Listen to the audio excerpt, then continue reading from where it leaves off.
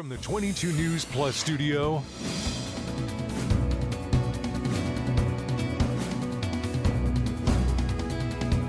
this is 22 News in Focus with Patrick Berry. Hello, everyone, and welcome to this edition of InFocus. I'm your host, Patrick Berry. If you are watching this, you live in a community, and most likely that community is struggling with their annual fiscal budgets. I'm here today with the exact title is Town Administrator from the town of South Hadley, Lisa Wong. Lisa, thank you so very much for joining me today, because South Hadley isn't unique. You're going through your budget process now. You're having some difficulties meeting the needs of the residents, needs of the departments, yet also with the income coming into the town. Let's kind of go back in time a little bit to talk more about how municipal budgets have been changing over the years as you've seen them. I mean, has it gotten much harder to balance a budget, easier to balance a budget? You tell me. Well, I would say it's all the above. So I've Okay. had the honor of actually being mayor of a Central Mass community in 2008 when there was a really big dip in state aid. So I went through that recession. And then I was town manager in a Boston area town that was a lot wealthier, that actually passed a $10 million override when I was there. Wow. And now I'm in a Western Mass community that's looking at two override options, 9 and 11. So I will say that for decades, we've been facing some really similar structural issues. So whether you're a gateway city, you're a metro Boston town, or a Western Mass town, there are actually really similar threads that are happening throughout. So, I mean, some of the big issues are you've got some big budget busters that are out of our control. Special ed is one of that, the special ed costs. The second is healthcare. That's been a huge issue over years. And then declining state aid. So I know it's different for every community, but in our community in South Hadley, we used to rely on state aid for about a third of our budget. Now it's about a quarter at best. Wow. Based on your past experience in the communities that you previously worked in, South Hadley's not unique. It doesn't sound, no matter what the size of the community, whether it's a big city or a small community, every municipality in the Commonwealth is facing the same problems. That's right. It's not unique. It feels like it's unique because you're rolling up your sleeves and you're trying to figure out local solutions, and it's very complicated. So we do spend a lot of our time sort of educating the community and the public about where the dollars and cents are, but it is a complex discussion. And I think having this conversation about what the commonalities are and what the big picture trends are, and maybe some of the things we can do that make us a little bit more hopeful, I think that's a great way to focus our attention. You talked about three items that really drive Mhm. a budget from a cost perspective and an income perspective. And I've heard this actually for several years now from your counterparts as well as school administrators, that the cost of special education among our school districts just continues to go up and up and up and up. How do you stop that but still give our kids the proper educational needs that they desire? Yeah, I mean, I think there's some fundamental things we need to look at. And I know I'm going to be jumping all over the place, but You it and me really is, both. it's a whole menu of things. So one is that we need to get proper reimbursements from the state. So there are a lot of charter schools or a lot of other schools, for example, that have opened. But in terms of getting reimbursement to communities, what's happening is that as dollars are going out to other school choices, that is eroding the dollars that municipalities have for students. And typically, if a student choice is out, we're finding that it's often not the kids that have specialized needs. And those students are sort of staying behind in public schools that have less dollars to spend. So that's becoming an issue just in terms of the ability to invest in the kinds of education and supports that we need. And then some fundamental things is we really need to look at supports like starting education at age 0. You know, Right. I know we're talking about trying to get universal pre-K, and that's very expensive, but we need to go further. I was part of a Mass Inc. study years ago, I want to say 2010, 2011, that really looked at what happens if you start education at age 0 and you're providing these fundamental supports. Because sometimes when kids are getting to school, they're already too far behind, and those interventions can be very expensive. I want you to explain to me and the audience a little bit more about when a student chooses to not attend the town's school system and the costs associated with that. So do you have an example you can tell me? Sure. So, I want to say about 20 years ago, South Hadley was a district that was sort of revenue neutral. So the amount of money that we received for students coming into our district was about the same as the amount of money we were paying out.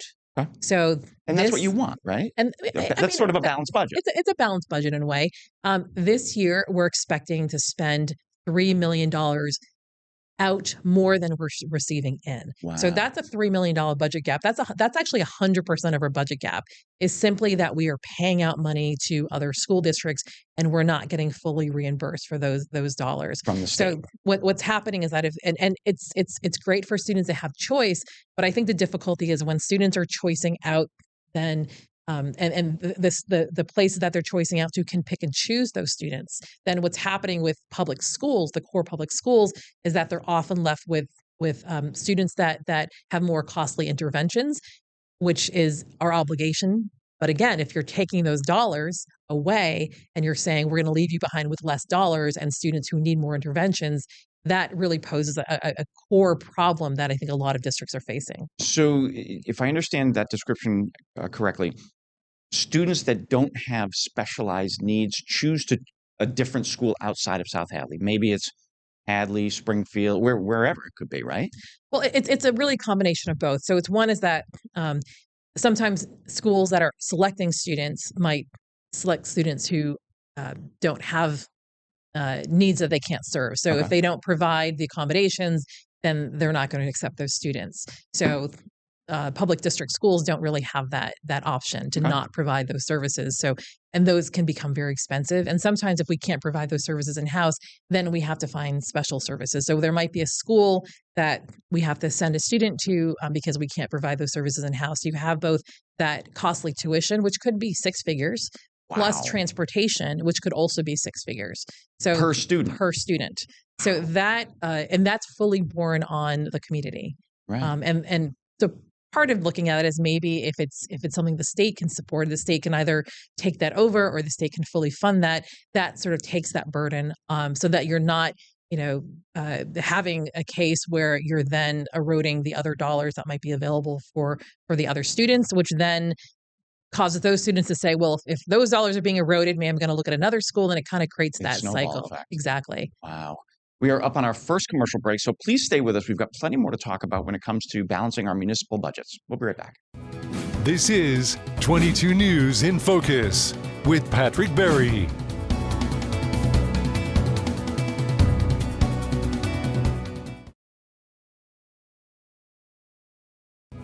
This is 22 News in Focus with Patrick Berry.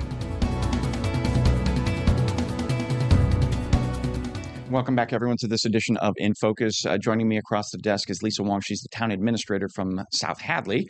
And we're talking about trying to balance her municipal budget, which is not unique to South Hadley. It's every municipality in the state, probably across the country, are having the same problems. And Lisa's been kind enough to really give us some time to dig into some of the reasons. And we started talking about education. And, part of your comment was, it could cost upwards of six figures for one student to leave a town.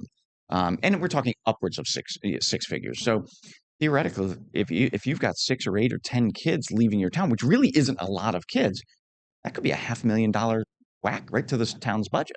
Absolutely. And, sometimes you never know who's moving in and out of your community and what the services they need.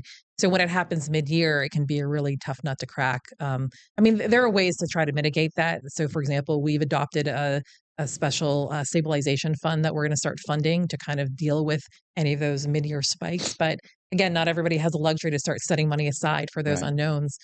The other thing you talked about, and it's insurance. And correct me if I'm wrong, when you use the blanket term insurance, you're talking about the health, dental, eye insurance for municipal employees. Is that correct? That's right. And I see it here, every employee everywhere, they see it in their paycheck that the cost of insurance has gone up dramatically.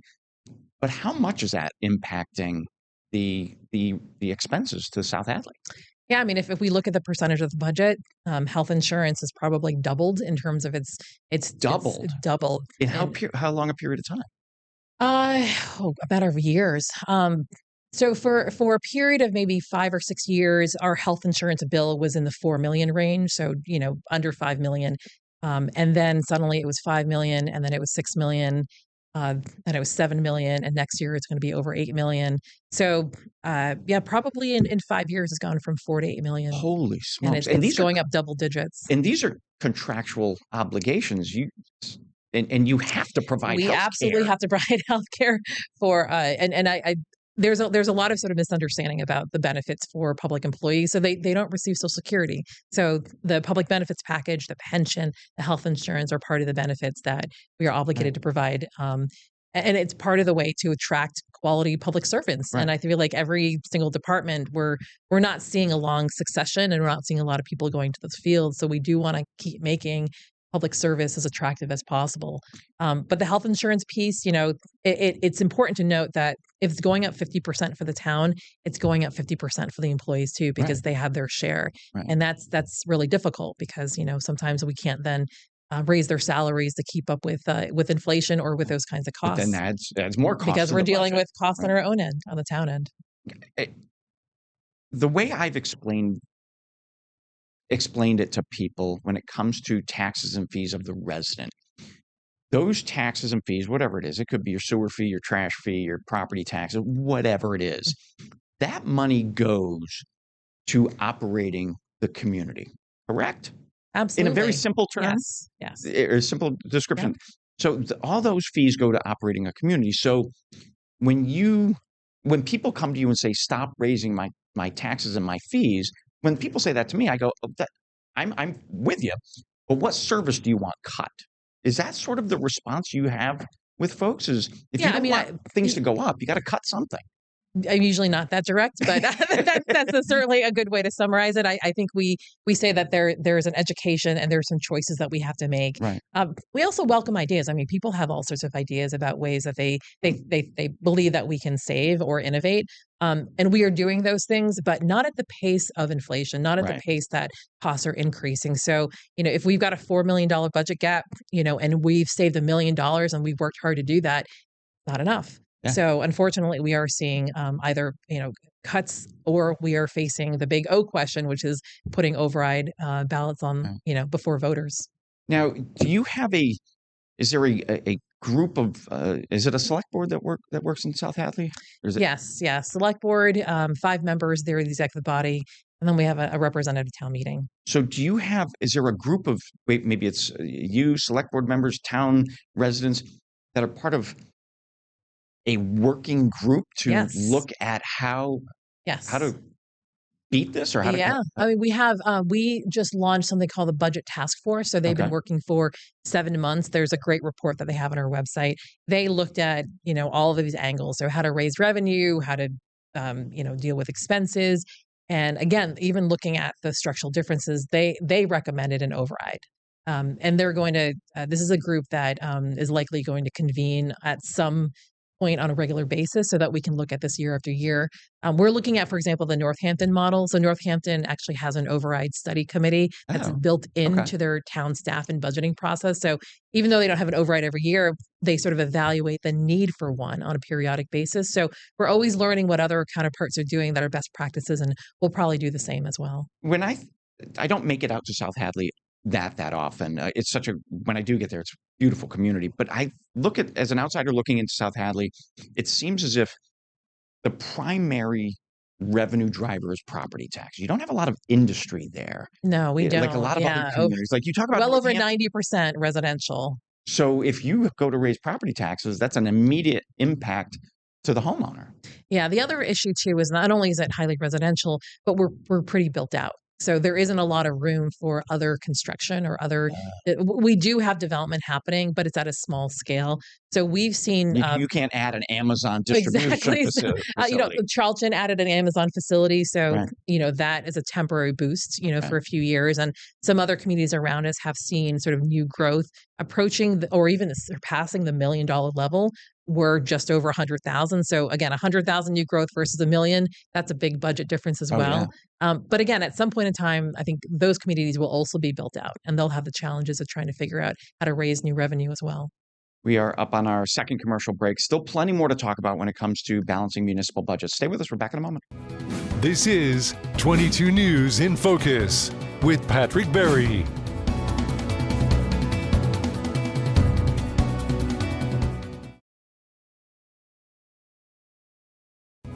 This is 22 News in Focus with Patrick Berry. Hello again, everyone. I'm your host, Patrick Berry, for today's In Focus. We're here in the 22 News Plus studios. I'm very excited today to be joined across the desk by Lisa Wong. She is the town administrator for the town of South Hadley. They are not unlike every other community in the state that struggles with their fiscal budgets each and every year. So Lisa's been kind enough to come in and talk about what's happening in South Hadley, because it's just a microcosm of what's going on elsewhere. So thank you for your time.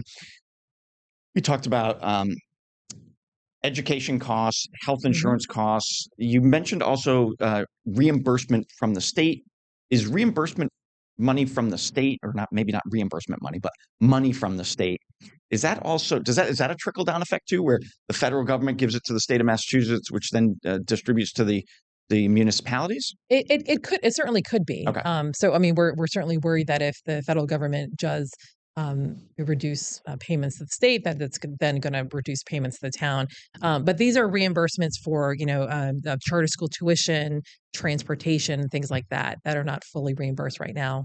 So they're kind of part of the whole unfunded mandate category. Well, and it's interesting so far. In the last 6-8 months, the federal government on a whim just says we're not funding this. So how do you? I can't even imagine how our state legislators are dealing with this. But how do you, because you're the end piece in this puzzle of, okay, well, now we don't have this money that we were counting on in last year's budget. How do you manage that? Yeah, I mean, I really think there's two important things. So one is that we have to be prepared for that in our budget and figure out exactly what the impacts are going to be. On the other hand, we have to remember that residents are also facing the brunt of it. So if there are services or benefits, or if their job is being eliminated, if they might have a grant funded position, they might rely on, dollars that are no longer there. So one of the big things that we're doing in South Hadley is we're doing a needs assessment. Okay. So we're really trying to understand where folks are at. So besides municipal government, so not just, picking up your trash and making sure that we have, roads that are plowed when there's snow, but it's how are you doing? So really understanding if there's housing impacts, if there's job impacts, health insurance impacts. So that makes sure that we're better public servants as well. You talk about health insurance impacts. There's SNAP benefit changes. Exactly. If memory serves me right, the town of South Hadley has a food bank, or Neighbors Helping Neighbors. That's great organization. Right. And they have definitely seen numbers skyrocket. So the town put some ARPA money into helping them. I know that there's been some really great benefactors, but it's not nearly enough. And that's part of the investigation that we're doing, is that we're really looking to see, are people's rents going up because costs are being passed on to them. Yeah. Exactly. So I as much as we talk about the need for an override, because we do want to protect core services, we want to make sure that we have enough police on the street. We want to make sure that we have enough teachers in the building. We want to make sure we have enough people plowing during the winter. So all of those kinds of things that people love. The public libraries, trying to ensure that's fully funded. All of those things are at risk, but at the same time, we can't just have our hand out and say, hey, pay for the services, because we can't afford it, because health insurance is going up. We also have to say, this is a question we're putting before you, but we also want to know what's going on with you. So if there's ways that we can change or alter the way that we provide services, so whether it's the kinds of programs that we put together, or whether it's the way that we collect data, or it's the supports we provide, or maybe it's the investments we make in areas that are underserved, those are all part of our obligation as a town official. So you guys as a community are facing a potential override to your budget. What is it? It's anything more than 2.5%, right? Needs to be discussed. Yeah, it's raising the tax levy limit. Okay. Because 2.5 allows you to raise the tax levy limit by 2.5% every year. But if you want to raise it by more than that, then you have to have an override. Okay, so let's talk about the override that you and your fellow administrators in South Hadley are talking about. How much? What's the percentage offhand? Yeah, actually, so it's hot off the news. So as we're recording this, literally coming off a meeting that went till 11 o'clock at night, Wow. where the select board was choosing two options to put before the voters. So a $9 and $11 million options. Okay. Those are really big numbers. So one of the things we're doing is we're helping to break that down. So what are you getting for it? What is the tax impact? So all of those kinds of tools, we're putting on our website. But there's certainly a lot of education between now and the April election. Now, is that $9 or $11 million override? Is that keeping your budget basically flat? It is. Yeah. Really? It is accounting for things like the special ed increases. It's accounting for the lack of state aid. It's accounting for health insurance. So, I mean, we'll certainly do our best. There's a lot of efficiencies and innovation. There's a lot of cost sharing. There's work that we're doing between the town and the schools. So we're definitely doing our best to innovate, to make sure that we're stretching every dollar. But at the same time, we've got these big budget busters that are out of our control. And we're doing our best to sort of do plan design to get healthcare costs down, certainly advocating for the state. I think the state is going to hear a lot more from us. They've heard a lot from us, but they're going to hear a lot more from us.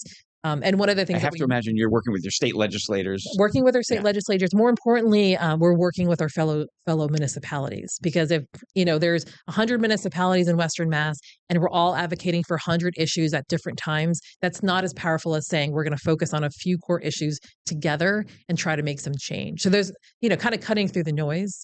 And, every day I'm learning something. I'm either asking for help or providing, a template to another municipality.